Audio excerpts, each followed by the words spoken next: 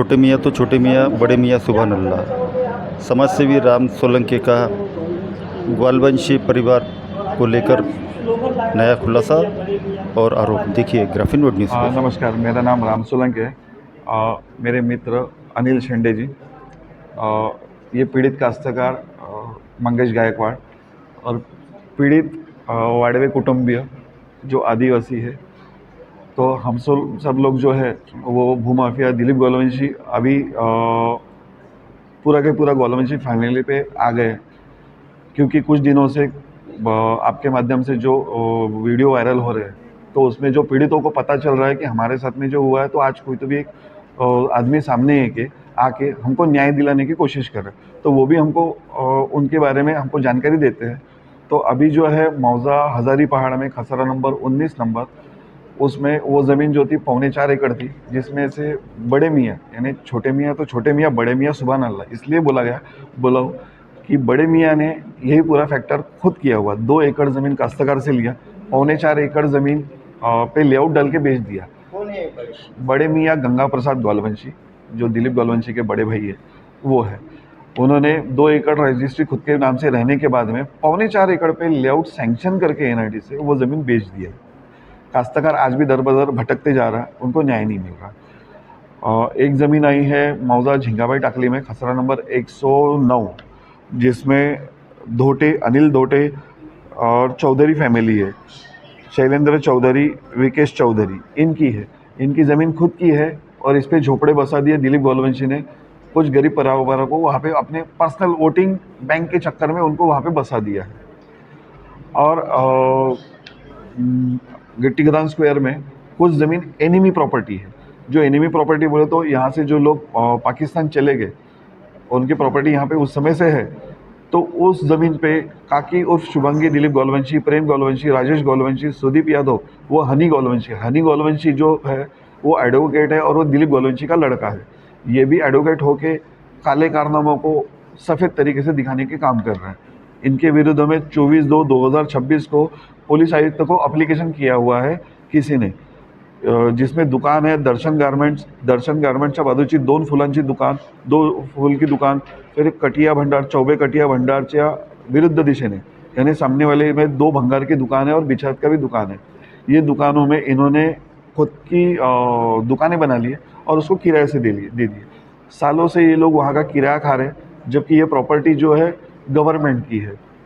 और उनके साथ साथ में कुछ लोग हैं जो सामने नहीं आते इन सेंस दिलीप गोलवंशी के वो खुद के नाम से एग्रीमेंट करते हैं और वो जो ज़मीन है फिर डिस्प्यूट पैदा करके दिलीप गोलवंशी को बेची जाती है, या दिलीप गोलवंशी उनको हथिया लेता है, जिसमें से नाम है राजेश लांजेवाड़, राजू देवगड़े, बबली तिवारी, हेमंत माहुरे, पेट्रोल पंप वाला, अंथोनी, ईश्वर सुपरटकर, मोहन दुर्वे, सुजीत यादव, जो दिलीप गोलवंशी का साला है। ये लोग किसी न किसी प्रकरण में दिलीप गोलवंशी के साथ में जेल में भी रह चुके हैं। इनका काम ये रहता है कि पहले ये एग्रीमेंट करते गरीब काश्तकार से, फिर उसके बाद में डिस्प्यूट पैदा करके गोलवंशी को वहाँ पे डाल देते हैं और गोलवंशी उनकी ज़मीन धोखे से हथिया लेता है। तो ऐसे कुछ प्रकरण हैं। और जो दिलीप गोलवंशी बोल रहा था कि स्टार्टिंग में उसने ये कहा था कि अगर नेताजी कोऑपरेटिव के नाम से अगर मैंने किसी को सैल्यूट लगा के दिया है, तो अगर ये चीज़ अगर कोई दिखा देता है तो मैं गरीबों की ज़मीन छोड़ दूंगा। तो अगर दिलीप गोलवंशी ने जो शब्द बोले हुए हैं वीडियो पे या पत्रकार के माध्यम से, तो सही में वो वापस करने के लिए तैयार है क्या? क्योंकि मेरे पास में 1990 के 30 डॉक्यूमेंट्स आए हुए हैं, जो नेताजी कोऑपरेटिव हाउसिंग सोसाइटी तरफे सचिव बन के उसने कुछ प्लॉट धारकों को ज़मीनें बेचा हुआ है, इसके भी प्रूफ है। तो इसी विषय में मतलब वास्कुलर के पीछे जो जमीन आपको जो मुद्दा नया मुद्दा ला इस बार, हाँ हाँ वो तो अभी खाली हो गई, कई साल से रह रहे थे लोग अतिक्रमण से खाली करके, जिसकी जमीन है उसको मिल भी गई है। नहीं, ये सब झूठी बात है। वो तो पहले एक ही ज़मीन पे था, वॉक्स कूलर के पीछे वाली ज़मीन पे। अभी उसके 4-5 और खसरे उन्होंने हथिया लिए। नई वोटिंग बैंक तैयार करने के लिए उन्होंने इतने झोपड़े डाल दिए हैं कि वहाँ पे अभी सिर्फ वो झोपड़े वाले ही रहते गरीब लोग, और ये मालक जब जाते हैं तो इनको भगाया जाता है। इनको ना पुलिस स्टेशन से मिल रही है परमिशन, ना कुछ, और वो वैसे ही गोलवंशी के डर के मारे वो सामने वैसे भी नहीं आते वो लोग। लेकिन ये मामला 2017 में खुला था, वक्फ बोर्ड के पीछे वाला, हाँ और उस टाइम में कुछ बहुत बड़ी कार्रवाई हुई थी हाँ और उस वक्त उनको शायद मौके पर कुछ कार्रवाई हुई थी। हाँ, तो उस समय हुआ, लेकिन ये अभी फिर से जेल के बाहर आया 2024 में, तो इसने फिर से अपनी ताकत दिखाना शुरू कर दिया है, मतलब फिर से नए प्रकरण करना शुरू कर दिया है। वो दिलीप कॉलवंशी का कहना है कि अगर वो ऐसे धोखेबाज रहते, भू माफिया रहते या डॉन रहते, तो उनके परिवार में लगातार जो कारपोरेशन चुन कर आ रहे हैं, जनता उनको कैसे चुन कर देती, क्या जनता को चुनना ये तो एक नया विषय है, लेकिन उनके जो फ्रॉड है, उनके फ्रॉड होने की वजह से ही तो उन पे 35 से 40 एफआईआर दर्ज है।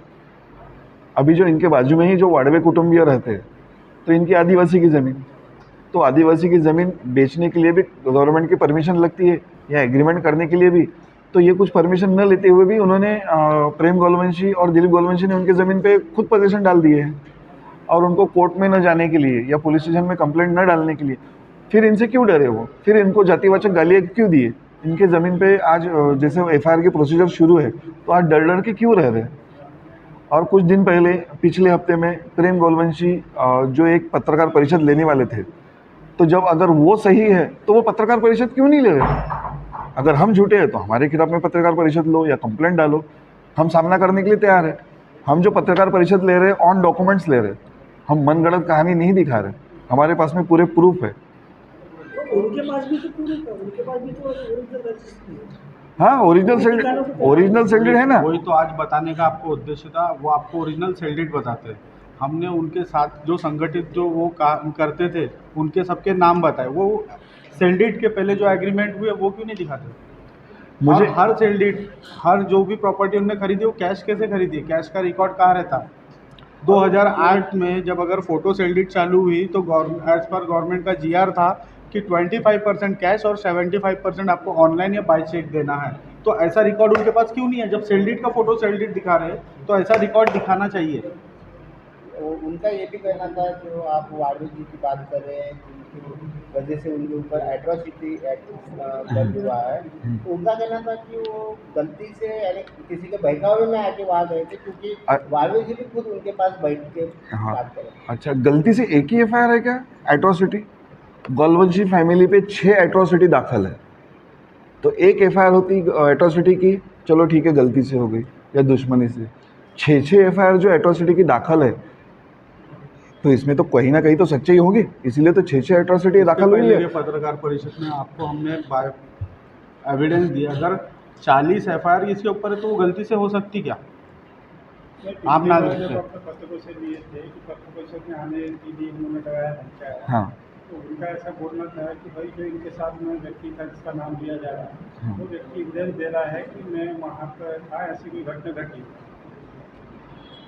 तो कैसा है कि हाँ, तो इनके जो चाचा है, वो जो चाचा है उनका कुछ गलत काम हो सकता है करते होंगे, इसलिए वो गोलवंशी या फिर वो गोलवंशी को डरते होंगे, इसलिए वो पीछे हट गए।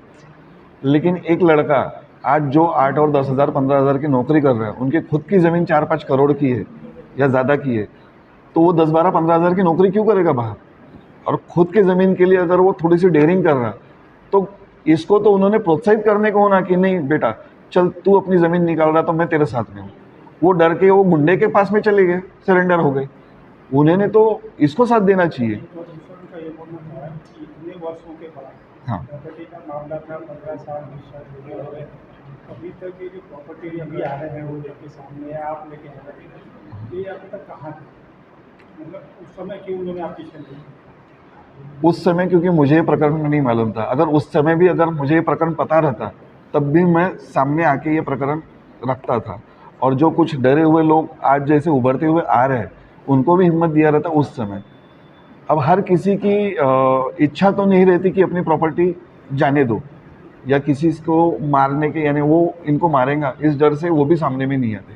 लेकिन आज उनको दिख रहा है कि लोग जुड़ते जा रहे हैं, इसलिए एक एक आदमी आ रहा है सामने और एफआईआर दाखिल कर रहा है।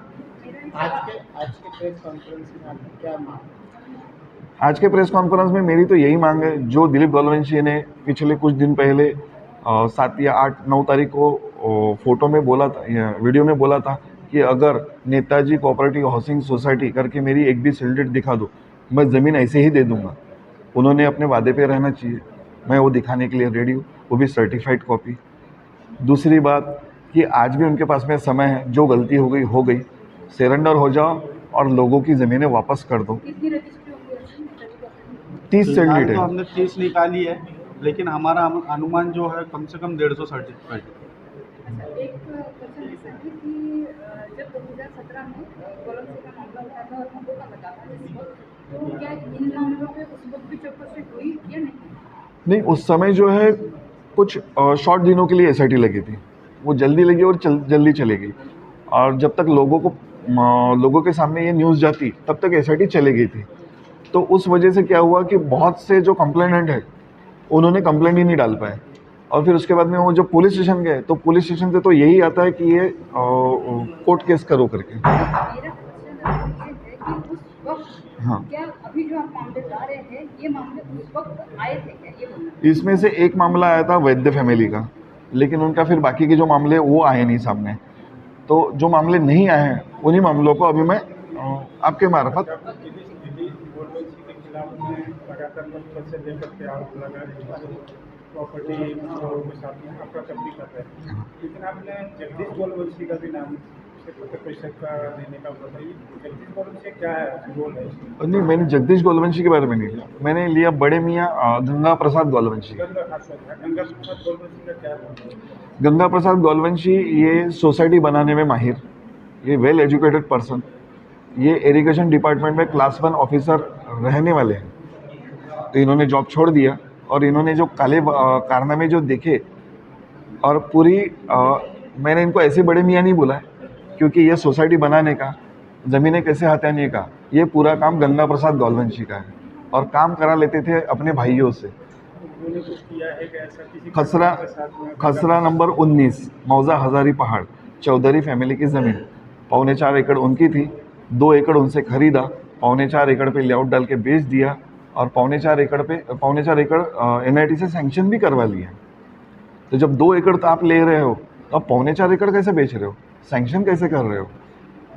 तो इसीलिए ये मुद्दा था। और ऐसे और कुछ मुद्दे और सामने आ रहे हैं। आपके अगर हमारी जान अगर जाती है तो इसके जिम्मेदार गोलवंशी फैमिली है।